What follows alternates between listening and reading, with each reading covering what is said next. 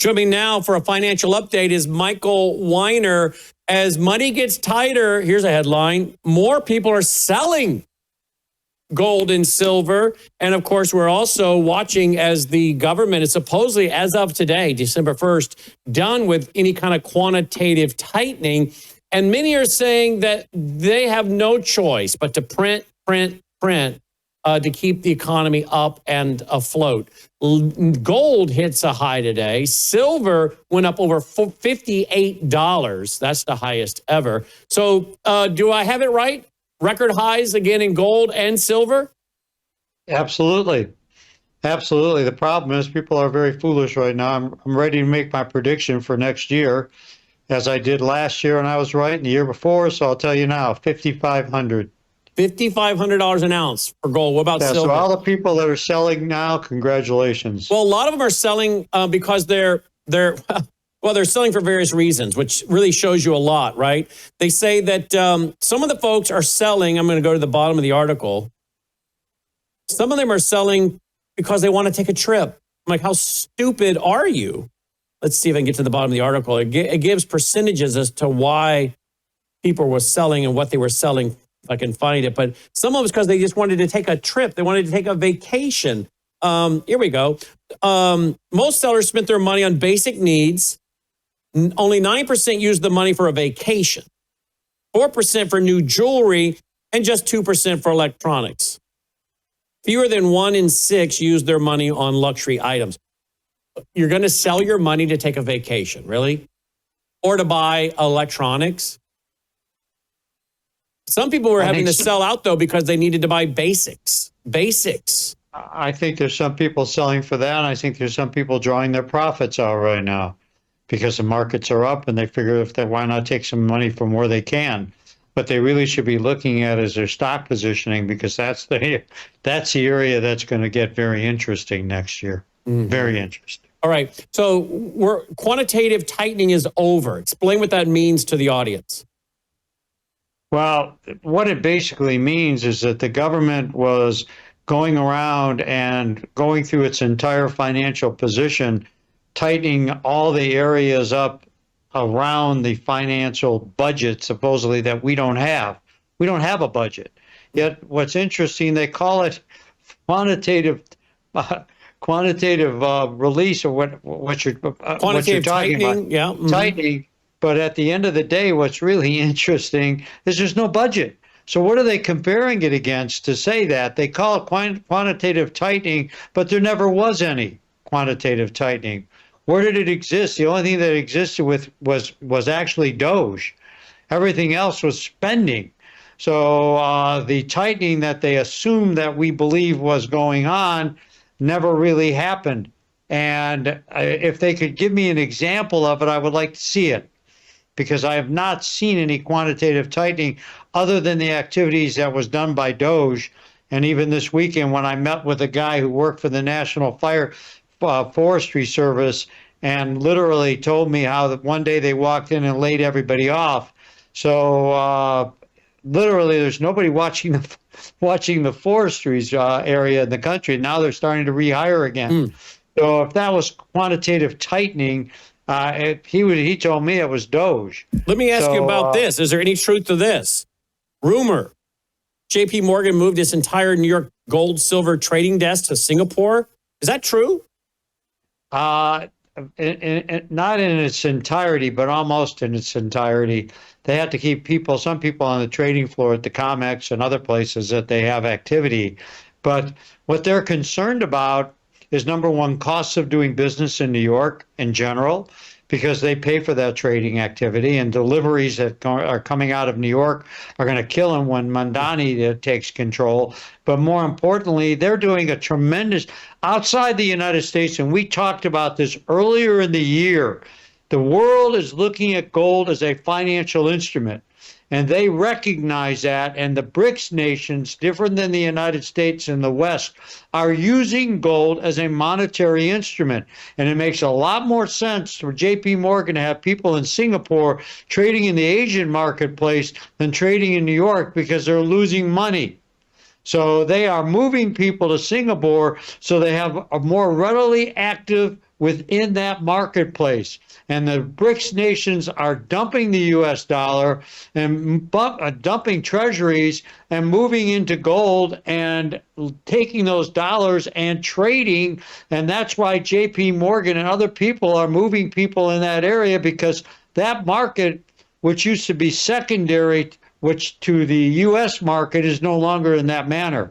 So they are trying to cover themselves. I think in that same article, they mentioned the amount of deliveries coming out of JP Morgan for gold is astronomical right now. It's bigger than it's been in years, because countries want to be paid in gold, and they're being paid through other countries that are hedging themselves in the marketplace. And it's very strange in the futures market. Most of the time, people don't take delivery of their contracts. They sell them off. And in this case, they're taking delivery of them. And that is why they're going to Singapore, because it's a lot easier for them to deal with that marketplace than dealing with it out of the United States or the LME, which is pretty much defunct in a lot of different ways. The London Metals Exchange, the LME, is not what it was years ago. Let's talk about liquidity, these banks. I'm reading more and more reports that some of these banks, I don't know if it's because, again, things like stable coins, people get into that. Those are backed by treasuries, a way to sell treasuries, and therefore they're pulling money out of the banks to buy stable coins. I don't know. But I hear the banks are in another bad spot with liquidity. What are you hearing, and what does that tell you? Well, banks used to be an 8-to-1 ratio with lending, and the government let them go all the way to 30-to-1, which is horrible. I mean, in ratio to dollars available. So the reality is that right now the banks in general, with the stable coin, that whole move is an agenda of the government. Trump passed, and we talked about it in July, the great big beautiful bill and the Genius Act. In the Genius Act, he made it clear that digital currencies are going to be happening, the staple coin market, also regulating the crypto industry, which is different than the staple coin. And what they're talking about ultimately doing is getting rid of the US dollar by literally replacing it with the staple coin. I think eventually your bank statement will refer to your dollars as staple dollars.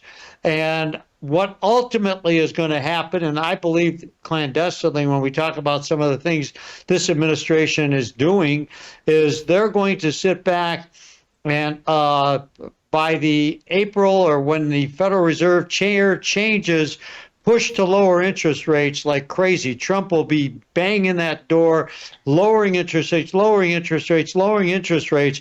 But in that same act, the Genius Act, the United States Treasury will be running the money under the digital world, not the Federal Reserve. So what Trump has indirectly done is, in a very subtle way, getting rid of the Federal Reserve capability of printing money and having the control of it and putting it in his hands. All right. So you mentioned where you think gold's going, $5,500 next year an ounce. Where's silver going? 100, 110. It'll test 100, test 110, maybe draw back down into the 90s. But it's going to, I believe it'll test 100. And I think gold will hit right around 45 to 47, 4,600 by March 31st of next year. And I was on television with you on January 3rd this year when gold was 2,500. And we were sitting there and I said, gold will hit 3,000 by March 31st. And it was March 20th it hit 3,000. And I also said that it was going to go back to 4,200 when everybody said gold's going down and went to 3,900 and change. I said, it's buy time. And where is it now? It's heading to 42, 4,300 before year end. So if you have to sell gold, I understand it because you're losing your lifestyle or whatever else. If you're drawing some profits out, I understand that. But if you're looking long term, understand gold is in a bull run for the next 3 years. And this coming year, 5,500, although B of A and Chase is calling for 6,000, I'm saying 55 to 5,600. Now, if we're in a gold run for the next 3 years, where do you see it popping out? If they go digital and if the Democrats take control of the government, $10,000 gold. If they take control, they will trash this country. There's no doubt about it. They will impeach Trump. They will literally go on a spending spree. They will literally do the nuclear option in the Senate, in my opinion. And I think Ron Johnson was right. We better do it because they're going to do it with the nuclear option. But if the Democrats take control, they're going to impeach Trump day one. It's going to be negative stuff. There's going to be socialist activity going on. It's going to be crazy. And the world's going to say, wait a minute, we don't want any U.S. treasuries. And there's going to be a sell-off of treasuries. It's going to be a mess. If we keep control and there's some stability, I'm looking to $7,000 to $8,000 gold by the time Trump leaves office, because the United States government is going to finish the audit of Fort Knox. The rumor I have is 251 million ounces. It's all being priced at $42.50 an ounce right now.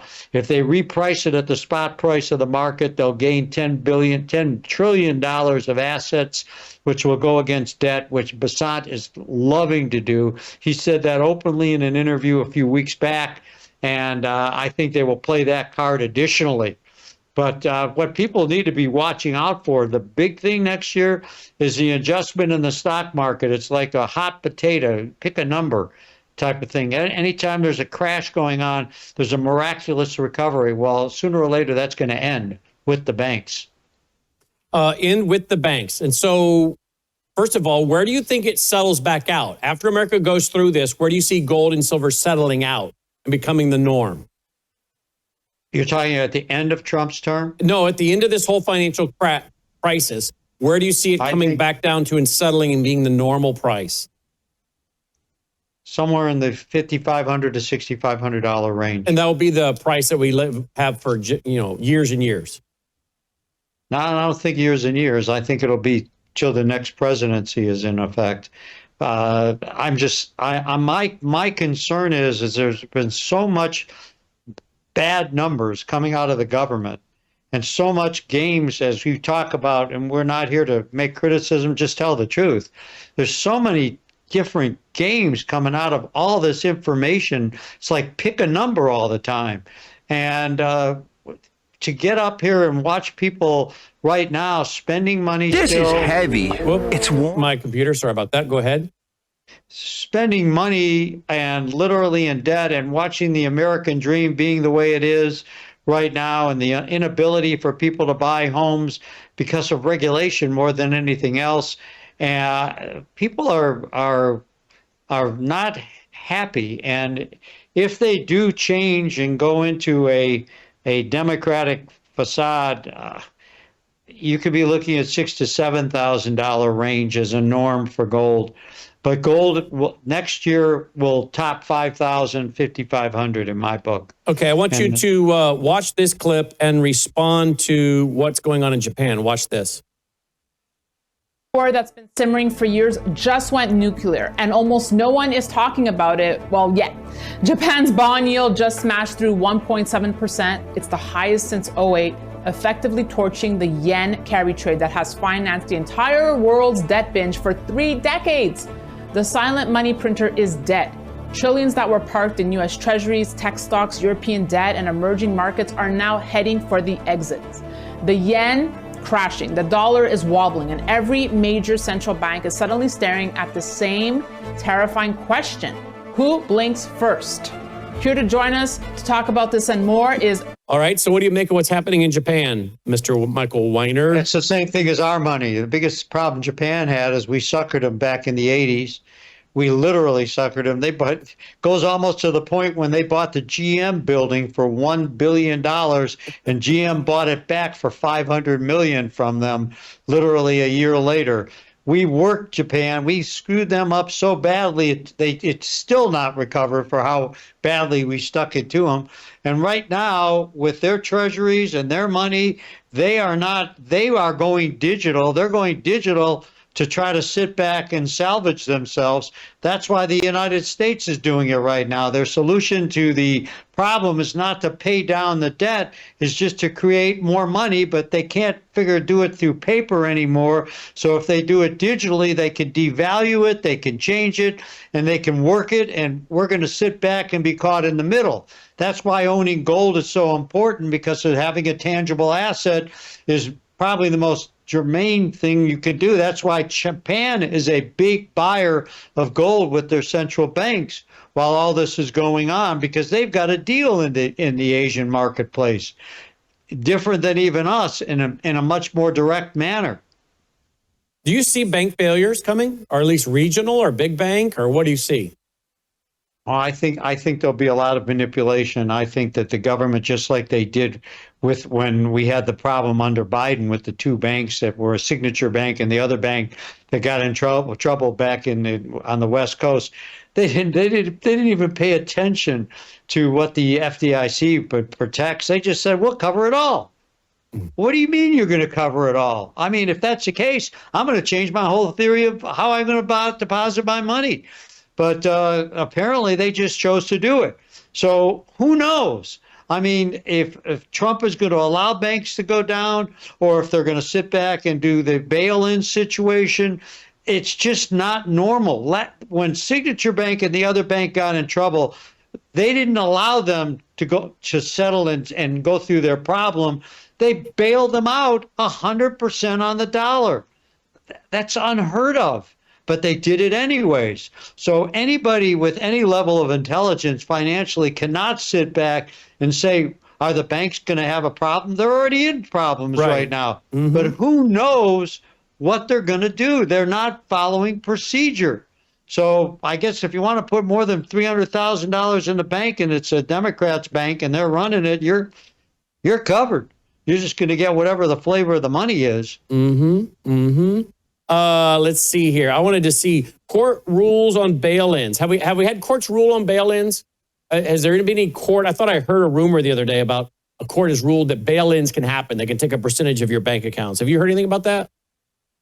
There hasn't been a permanent ruling yet, but it's going to be hard to set it aside because it's part of the law. When the Dodd-Frank law went into effect, one of the laws that Nancy Pelosi said you could read it after we sign it, mm-hmm. which was the Dodd-Frank law, it's right in there. So, I mean, constitutionally, they don't have a grounds to stand on.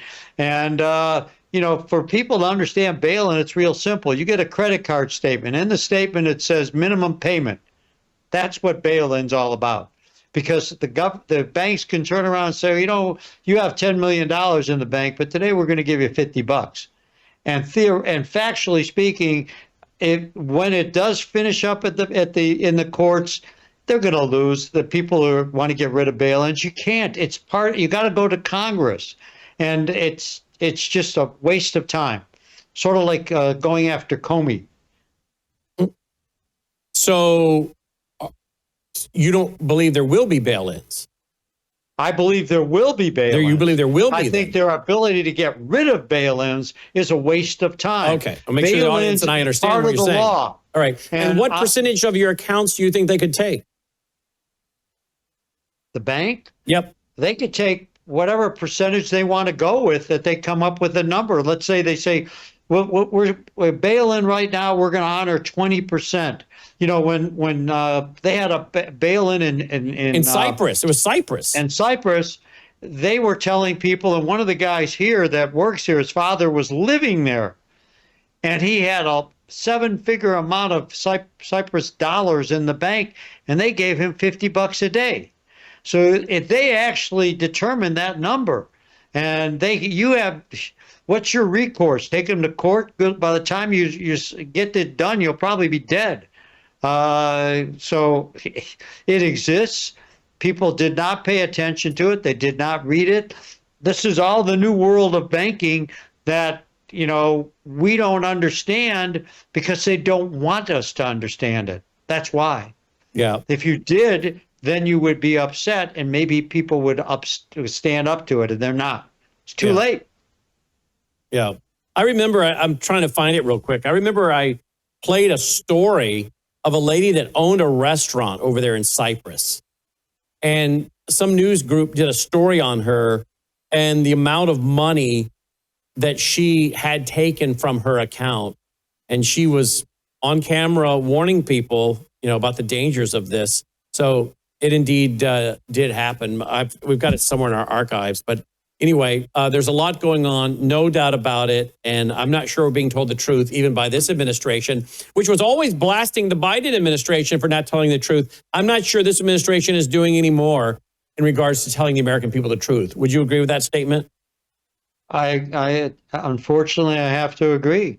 It's really, as we are saying on the show, it's not that we're against anybody one way or the other. It's the truth is the truth. Yep. And, to go on TV and tell everybody everything's wonderful, we're the richest nation, where everybody loves us, yada, yada, yada, that's wonderful.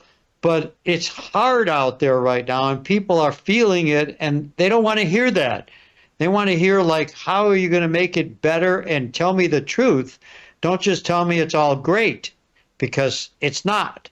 And that's why we try to tell people here that owning gold is having something you physically control. And physical control is a gift in this country right now.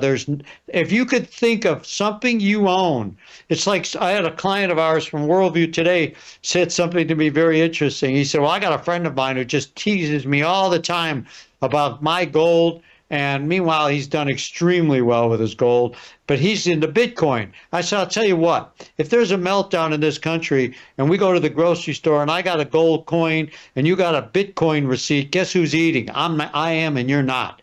Okay? So the truth is the truth. Yep, indeed. All right, get your free no obligation packet.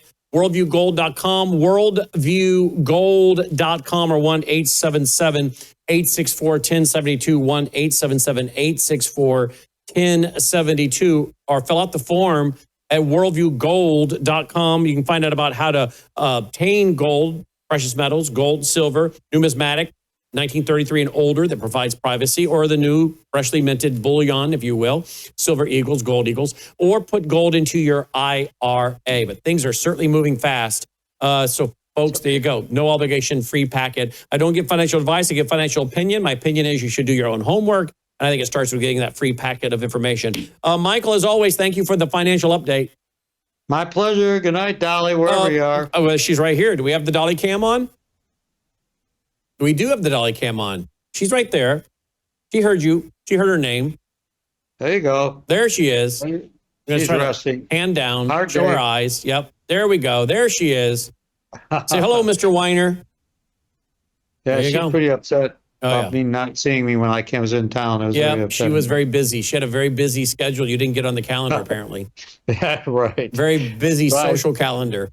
There you go. Have a wonderful evening. You do. Thank Take you. care. Michael Weiner checking in, worldviewgold.com. All right, guys, that's our broadcast for tonight. Do you appreciate what we're doing? Do you appreciate what we're doing here, Dolly? If you do, we need your support. Worldview. You winked at me. She just winked at me. Worldviewfoundation.com. That's not Michael Weiner. That's Dolly House. She should get her own name up there. Dolly House. Worldviewfoundation.com. You're going to wink at me again? Worldviewfoundation.com. You can roll the music. Let's call it a night. If you appreciate what we're doing, we need your support. Hey, don't forget, our International Online Worldview Weekend is this Thursday and Friday. We're going to be doing a lot of interviews throughout the day, starting at 9 a.m. in the morning, going into the evening, Thursday and Friday. Lots of special interviews looking at 2025 and what's to come in 2026. I've already recorded up about an hour interview with Erwin Lutzer over the weekend. There you go. Dolly House, CEO of Worldview 2. That's right. I take my orders from Dolly and Logan. That's about right. That is about right. May God save America. Take care. You're watching Worldview 2, built on the 35 years of Worldview books, documentaries, research, high-profile interviews, and the radio and television broadcasts of Brannon Howse.